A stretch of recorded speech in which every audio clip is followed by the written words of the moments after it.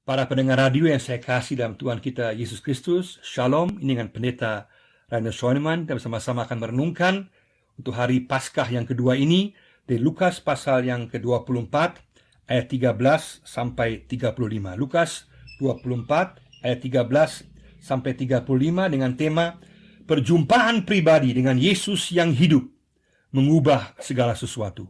Perjumpaan pribadi dengan Yesus yang hidup mengubah segala sesuatu. Kita membaca, Yesus menampakkan diri di jalan ke Emmaus. Pada hari itu juga, dua orang dari murid-murid Yesus pergi ke sebuah kampung bernama Emmaus, yang terletak kira-kira 7 mil jauhnya dari Yerusalem. Dan mereka bercakap-cakap tentang segala sesuatu yang telah terjadi. Ketika mereka sedang bercakap-cakap dan bertukar pikiran, datanglah Yesus sendiri mendekati mereka, lalu berjalan bersama-sama dengan mereka. Tetapi ada sesuatu yang menghalangi mata mereka, sehingga mereka tidak dapat mengenal Dia. Yesus berkata kepada mereka, "Apakah yang kamu percakapkan sementara kamu berjalan?"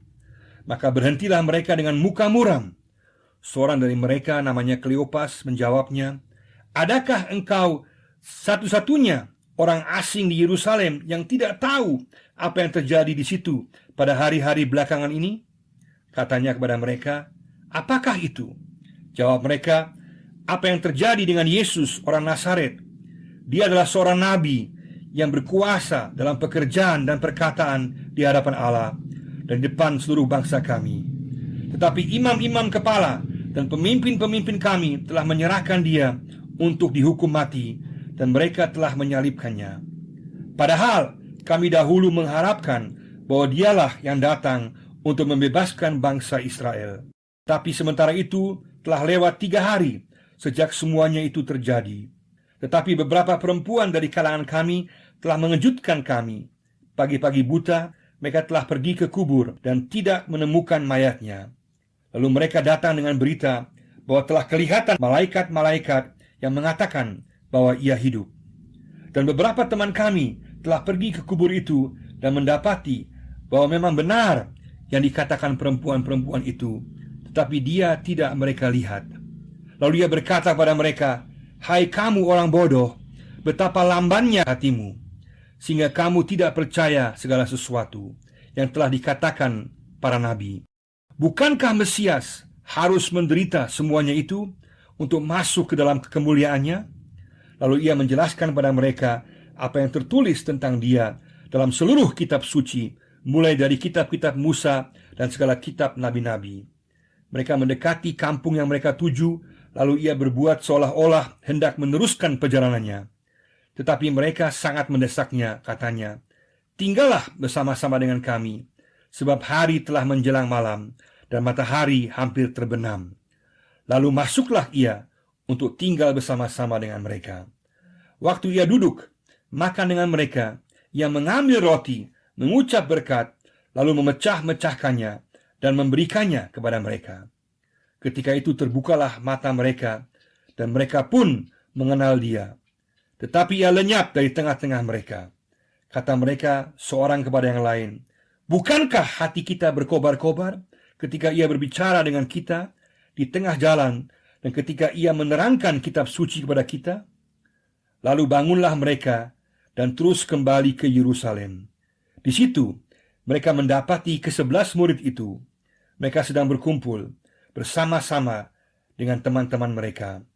Kata mereka itu, "Sesungguhnya Tuhan telah bangkit dan telah menampakkan diri kepada Simon."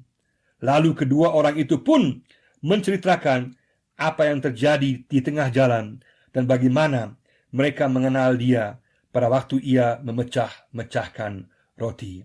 Perjumpaan pribadi dengan Yesus yang hidup mengubah segala sesuatu. Kalau kita lihat cerita ini secara keseluruhan, ada 3 bagian besar. Bagian pertama kita lihat, yaitu dalam ayat 13 sampai ayatnya yang ke-24, bagaimana kedua murid ini, 2 orang yang ke Emmaus ini, dipenuhi dengan kekecewaan, frustrasi, tanpa harapan. Mereka pulang kampung karena telah mengalami kekecewaan yang luar biasa. Kemudian bagian yang kedua, kita lihat di ayat 25 sampai ayat 31, bagaimana kehadiran Yesus yang bangkit mengubah segala sesuatu. mengubah duka cita mereka menjadi sukacita, mengubah ketidakharapan mereka menjadi penuh harapan, merubah situasi mereka yang penuh kesedihan menjadi sukacita yang mendalam. Kemudian bagian yang ketiga kita lihat bagaimana para murid ini kembali ke dalam persekutuan dengan para murid yang lain dan kemudian menjadi saksi Tuhan. Sungguh luar biasa. Tetapi selain peristiwa yang mengubah ini, ada 7 hal penting yang kita lihat di sini. Ada pengajaran yang sangat penting untuk gereja sepanjang zaman yang perlu diperhatikan bagi gereja yang hidup sesudah masa Paskah, yang hidup pada masa pasca Paskah. Ada 7 prinsip yang sangat penting dalam teks ini bagi orang percaya sepanjang zaman yang perlu diperhatikan agar kita tetap bisa berjumpa pribadi dengan Yesus, tetap bisa mengalami pembaharuan perubahan dalam kehidupan kita dalam setiap masa sampai pada masa zaman sekarang. Karena kita tidak akan mengalami Yesus secara jasmani lagi, kita akan mengalami Yesus dalam keadaan rohani, bukan dengan jasmani lagi. Maka ada 7 prinsip yang menjelaskan bagaimana orang percaya pada masa sekarang bisa mengalami perjumpaan dengan Yesus yang mengubah segala sesuatu. Prinsip yang pertama adalah jangan tinggalkan persekutuan, ayat 13. Di sini kedua murid ini, mereka pulang kampung, mereka kecewa, mereka frustrasi, mereka tanpa harapan, dan mereka kemudian meninggalkan persekutuan para murid di Yerusalem. Ini bahaya besar. Pada saat orang Kristen, orang percaya meninggalkan persekutuan orang percaya yang lain, kita akan ada bahaya dalam kesendirian. Pikiran kita bisa mulai kacau, kita bisa mulai berpikir yang tidak-tidak. Kenapa? Karena kita meninggalkan persekutuan sebagai sumber kekuatan, sumber di mana orang lain akan menghibur kita, menguatkan kita, mendampingi kita. Maka apapun yang terjadi, kita tidak pernah boleh meninggalkan persekutuan orang-orang percaya, meskipun ada masalah, ada kekecewaan yang kita alami. Petrus, dia mengalami kekecewaan, dia gagal, tapi dia kemudian kembali ke dalam persekutuan. Thomas pun kembali ke dalam persekutuan. Kedua murid ini kemudian juga kembali ke dalam persekutuan. Tapi Yudas, dia tinggal dalam kesendirian, dia tidak kembali, dan akhirnya dia gagal karena dia tidak kembali dalam persekutuan.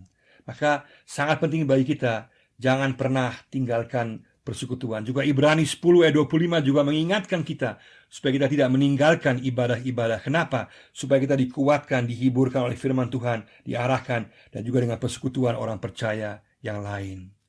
Sejauh mana kita telah meninggalkan persekutuan. Yang kedua adalah di sini tinggal dalam pengajaran yang benar. Tinggal dalam pengajaran yang benar. Ayat 14, kemudian juga ayat 18 sampai ayat 24.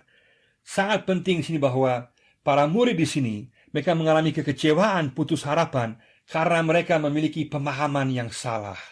Karena mereka memiliki pola pikir mereka sendiri, karena mereka tidak sungguh-sungguh mendengar perkataan Yesus, tidak menyimak perkataan Yesus. Dari sana muncullah interpretasi penafsiran mereka sendiri, pemahaman mereka sendiri, ditambah lagi dengan keinginan mereka sendiri, kerinduan mereka sendiri, dan puncaknya mereka kemudian tidak percaya ketika dikatakan bahwa Yesus telah bangkit.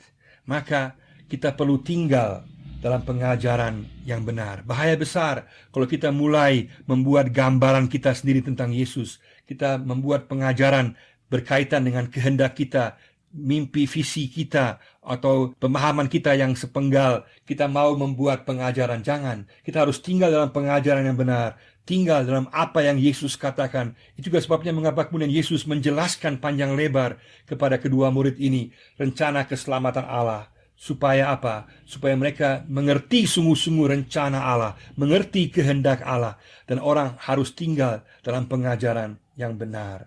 Sejauh mana gereja sungguh-sungguh menjelaskan yang benar, sungguh-sungguh terlibat dalam pengajaran, terlibat untuk sungguh-sungguh mau menolong orang-orang yang kecewa, orang-orang yang tidak mengerti, orang-orang yang ragu-ragu, yang pemahamannya salah, dikoreksi. Itu semua adalah tugas gereja, memberikan pengajaran yang benar, supaya pemahaman kita sungguh-sungguh sesuai dengan apa yang Yesus maksudkan. Yang ketiga di sini adalah peduli dan mencari yang terhilang. Peduli dan mencari yang terhilang. Yesus di sini digambarkan, dia kemudian menghampiri kedua orang Emmaus ini. Dia menghampiri, dia peduli akan masalah mereka. Yesus peduli akan situasi mereka, kekecewaan mereka, kegalauan mereka. keputus harapan mereka. Yesus peduli dan datang mendampingi mereka. Dan kemudian dikatakan Yesus mendengar mereka. Yesus tidak berkata apa-apa, dia hanya mendengar keluhan mereka. Ada pendekatan pastoral agar mereka bisa mengungkapkan isi hati mereka. Maka gereja pun, setiap orang percaya pun dipanggil untuk sungguh-sungguh mencari yang terhilang. Dipanggil untuk mendampingi, menghampiri orang-orang yang bermasalah, yang punya pertanyaan. Dan kemudian kita mendengar keluhan mereka, mendengar permasalahan mereka, mendampingi secara pastoral, dan juga kita sungguh-sungguh mengasihi mereka dalam situasi mereka yang sedang mereka hadapi. Peduli dan mencari yang terhilang. Sejauh mana kita pribadi sungguh-sungguh peduli dan mencari yang terhilang. Sejauh mana kita sungguh-sungguh sebagai gereja memperhatikan orang-orang yang bermasalah, yang punya pertanyaan, apakah kita sungguh-sungguh menghampiri mereka dan juga melayani mereka. Dan hal yang keempat di sini adalah bersedia dikoreksi oleh Yesus. Bersedia dikoreksi oleh Yesus, oleh firman Tuhan ayat 25 sampai ayat 27. Pertama kita baca bahwa kedua murid ini mengatakan kepada Yesus, seolah-olah Yesus itu sungguh-sungguh orang yang udik, orang yang kampungan, yang tidak tahu apa yang sedang terjadi di Yerusalem. Mereka menyombongkan diri dan bahkan mereka menganggap Yesus rendah. Tapi kemudian ternyata bukan Yesus yang rendah, ternyata mereka sendiri yang bodoh, yang tidak memahami rencana keselamatan Allah. Maka Yesus kemudian di sini mengkoreksi mereka dengan kata-kata yang sangat keras. Katakan, hai kamu orang-orang yang bodoh dan lamban dalam pemahaman. Bayangkan, Yesus mengatakan pada dua orang ini kata-kata yang sangat keras dalam Alkitab. Saya kira hanya di sini saja yang Yesus bicara dengan sangat keras. Hai kamu orang bodoh, dalam bahasa Papua, kamu orang yang nau-nau. Atau dalam bahasa yang lebih modern, lamban, loading lambat, yang tidak memahami. Yesus keras berbicara untuk mengoreksi kedua orang murid Emmaus ini. Kenapa Yesus mengoreksi? Karena pemahaman mereka menggagalkan iman mereka. Karena mereka tidak mau mendengar, tidak mau menyimak, akhirnya mereka mempunyai pemahaman yang salah. Maka Yesus mengoreksi mereka dengan keras. Bersediakah kita dikoreksi oleh Yesus? Orang percaya sepanjang zaman, gereja sepanjang zaman dipanggil untuk bersedia dikoreksi oleh Yesus. Kalau kita tidak bersedia dikoreksi, kita kepala batu, maka kita tidak pernah akan memahami kehendak Tuhan.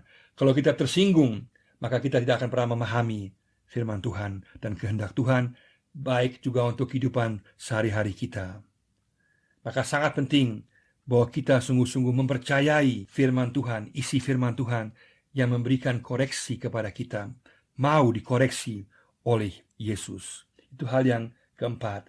Yang kelima adalah mengundang dan bersekutu dengan Yesus dalam firman dan perjamuan. Mengundang dan bersekutu dengan Yesus dalam firman dan perjamuan. Dalam ayat 28-30 ini jelas sekali nampak bagaimana titik balik daripada situasi para murid ini berubah ketika mereka berjumpa dengan Yesus. Berjumpa dengan Yesus yang merubah segala sesuatu. Titik baliknya adalah perjumpaan pribadi dengan Yesus ini. Dan itulah esensi daripada iman Kristen, yaitu hubungan pribadi dengan Yesus. Hubungan pribadi dengan Yesus yang akan kekal selama-lamanya. Semua akan berlalu dalam kehidupan kita. Tapi hubungan pribadi kita dengan Yesus akan kekal selama-lamanya. Bagaimana ini terjadi? Ketika mereka mengundang Yesus ke dalam kehidupan mereka. Kata-kata kunci ini adalah bahwa dikatakan, tinggallah serta kami, karena hari telah malam. Yesus berpura-pura seolah akan pergi lewat. Tapi kemudian para murid mengundang dia. Kenapa? Karena Yesus tidak pernah memaksakan. Gambaran yang sama juga diberikan dalam Wahyu 3 ayat 20, dikatakan bahwa Yesus mengetok depan pintu. Dia tidak paksa. Dia tunggu sampai orang membukakan pintu. Dan kemudian dia menawarkan persekutuan dan berkatnya kepada semua orang yang membukakan pintu. Hal yang sama juga di sini. Yesus menunggu sampai dia diundang. Pada saat dia diundang, dia kemudian memberikan berkatnya. Kelihatan sangat jelas ketika dia kemudian memecah-mecahkan roti. Karena itulah berkat yang terbesar. Gambaran bahwa tubuhnya dipecahkan bagi semua orang yang percaya kepadanya. Itulah inti daripada iman Kristiani. Bahwa dia memberikan nyawanya, pengampunan dosa bagi setiap orang yang percaya kepadanya. Dan kemudian dibuktikan dengan kebangkitannya dari antara orang mati. Maka luar biasa. Yesus mau diundang. Dan di sini kedua orang Emmaus ini mengundang Yesus untuk datang. Sejauh mana kita mengundang Yesus? Baru pada saat kita mengundang Yesus, baru perubahan akan terjadi. Pada saat kita mengundang Yesus menjadi Tuhan dalam kehidupan kita, Tuhan atas masalah kehidupan kita, situasi yang kita hadapi, baru Dia akan merubah kehidupan kita. Juga tengah-tengah situasi sekarang dengan COVID-19, tengah pergumulan yang kita hadapi, baik permasalahan ekonomi, permasalahan pribadi atau kesehatan, Tuhan mau supaya kita undang Dia, mengajak Dia masuk menjadi Tuhan dalam kehidupan kita, mengundang Dia ke tengah-tengah situasi kehidupan kita. Dan mengundang ini juga berarti bahwa kita bersekutu dengan Dia, bersekutu lewat firman-Nya. Kita akan bersekutu lewat firman-Nya, karena lewat firman-Nya maka mata kita akan dibukakan. Pada saat kita membaca firman-Nya, maka hati kita akan berkobar-kobar, karena kita akan berjumpa dengan Yesus. Maka yang paling inti adalah hubungan pribadi kita dengan Yesus. Pada saat ini juga gereja sepanjang zaman juga diingatkan bahwa intisari iman Kristen adalah hubungan pribadi dengan Yesus. Bukan pertama-tama organisasi atau gedung atau juga acara-acara gereja. Tapi yang paling utama adalah mengundang Yesus masuk ke dalam kehidupan kita. Dan juga mengajak orang agar orang lain mengundang Yesus ke tengah-tengah kehidupan dan juga permasalahan kehidupan mereka. Itulah intisari yang diajarkan Yesus di sini. Tugas kita adalah mengundang orang untuk sungguh-sungguh boleh mengajak Yesus menjadi Tuhan dan menguasai kehidupan mereka. Dan ini terjadi lewat firman Tuhan. Karena dalam firman-Nya kita jelaskan akan kebenarannya, akan rencana Tuhan, akan janjinya, akan kehendaknya untuk kita manusia. Maka dasar iman Kristen bukan pengalaman rohani, bukan mimpi-mimpi, bukan visi-visi, juga bukan karunia-karunia yang luar biasa, tapi firman Tuhan, hanya firman Tuhan yang jadi landasan akan kebenaran dasar iman kita. Luar biasa. Itulah berkat yang Dia berikan. Pada saat kita membaca firman Tuhan, merenungkannya dimanapun kita berada, maka Tuhan menjanjikan bahwa hati kita akan berkobar-kobar. Kita akan penuh dengan semangat. Kenapa? Karena Yesus berbicara lewat firman Tuhan. Roh Kudus yang kemudian juga dijanjikan akan berbicara kepada kita. Maka kita akan sungguh-sungguh memiliki hati yang berkobar-kobar, dipenuhi oleh firman Tuhan. Dan juga lewat perjamuan kudus. Lewat perjamuan kudus kita akan diingatkan akan korban pengampunan yang pasti sekali untuk selama-lamanya untuk kehidupan kita. Bahwa kita memiliki jaminan kepastian pengampunan dosa. Dan juga sekaligus perjamuan kudus memproklamirkan kepastian kebangkitan kita, bahwa Yesus akan membangkitkan kita, bahwa kita punya harapan yang kekal bersama-sama dengan Yesus. Luar biasa. Maka pada saat ini, sejauh mana kita mengundang Dia masuk ke dalam kehidupan kita, sejauh mana kita mau bersekutu dengan Dia, sejauh mana kita mau sungguh-sungguh dalam perjamuan kudus, mengingat akan berkat-Nya, pengampunannya, dan pengharapan pasti yang Dia berikan. Yang keenam secara singkat adalah kembali ke dalam persekutuan dengan hati yang diubahkan. Kembali ke dalam persekutuan dengan hati yang diubahkan, ayat 31 sampai 33. Sini gambarkan bagaimana kemudian perjumpaan dengan Yesus ini merubah para murid. Mereka yang sebelumnya putus harapan, sekarang penuh dengan harapan. Mereka yang frustrasi, kecewa, sekarang penuh dengan semangat, yang lesu jadi semangat. Mereka yang sebelumnya buta, matanya tertutup, sekarang melihat, mengerti, memahami rencana Allah, mengerti rencana Yesus dalam kehidupan mereka. Kemudian juga bahwa mereka yang sebelumnya memiliki duka cita yang mendalam, sekarang dipenuhi dengan sukacita yang mendalam. Mereka yang bodoh jadi pintar. Saya juga mau jadi satu di antara dua murid ini. Lebih baik saya dibilang bodoh now, tapi kemudian menjadi pintar dengan Yesus. Di hadapan Yesus saya bodoh, tapi kemudian bersama dengan Dia menjadi pintar karena menyimak, mendengar firman-Nya. Maka kita dipanggil untuk kembali dalam persekutuan dengan Yesus. Jangan kita tinggal dalam dosa. Jangan kita tinggal dalam keraguan kita. Kita kembali dalam persekutuan lewat firman-Nya. Kembali pada janjinya, apa yang pasti. Dan juga kemudian kembali dalam persekutuan dengan orang-orang percaya yang lain. Di sini digambarkan dengan mereka penuh dengan semangat karena mata mereka telah dibukakan. Mereka berlari, dalam bahasa asli katakan bahwa mereka berlari 12 km. Mereka berlari kembali dalam persekutuan bersama-sama dengan para murid yang lain. Luar biasa. Maukah kita terus-menerus kembali saat kita gagal, kita kembali kepada Dia, tidak tinggal diam, tidak tinggal dalam dosa, kembali kepada Dia. Dan ketujuh yang terakhir yaitu menjadi saksi persekutuan, kuasa, dan kebenaran Yesus. Menjadi saksi persekutuan, kuasa, dan kebenaran Yesus, ayat 34 dan 35.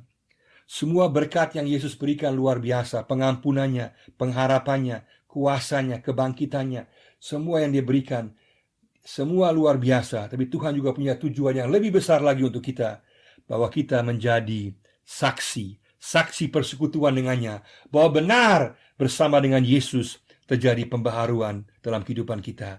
Ada harapan, ada pengampunan, ada masa depan, ada sukacita. Dan juga benar bahwa ada kuasa pada Yesus, kuasa kebangkitannya nyata. Dia menang atas dosa, atas iblis, atas maut. Gak perlu takut kuasa-kuasa kegelapan lagi. Gak perlu takut kematian, karena bersama dengan Yesus kita akan melewati kematian. Gak perlu takut akan dosa, karena Yesus menang atas dosa dan kita diampuni olehnya. Dan juga bahwa kita jadi saksi kebenaran Yesus, bahwa apa yang Dia katakan tentang Allah itu benar, apa yang Dia katakan tentang kerajaan Allah itu benar, tentang keselamatan itu benar, dan juga tentang akhir zaman itu benar. Karena Yesus benar adanya, menjadi saksi persekutuan dengannya, kuasanya, dan kebenarannya. Itulah tujuan Yesus bagi kita. Maukah kita mengambil komitmen, membuat komitmen, aku mau menjadi saksi persekutuan, kuasa, dan kebenaran Yesus. Mari sama-sama kita mengevaluasi kehidupan masing-masing kita. Kita katakan, kita tidak mau meninggalkan persekutuan. Kita mau selalu kembali dalam persekutuan dengan orang percaya, sumber kekuatan kita.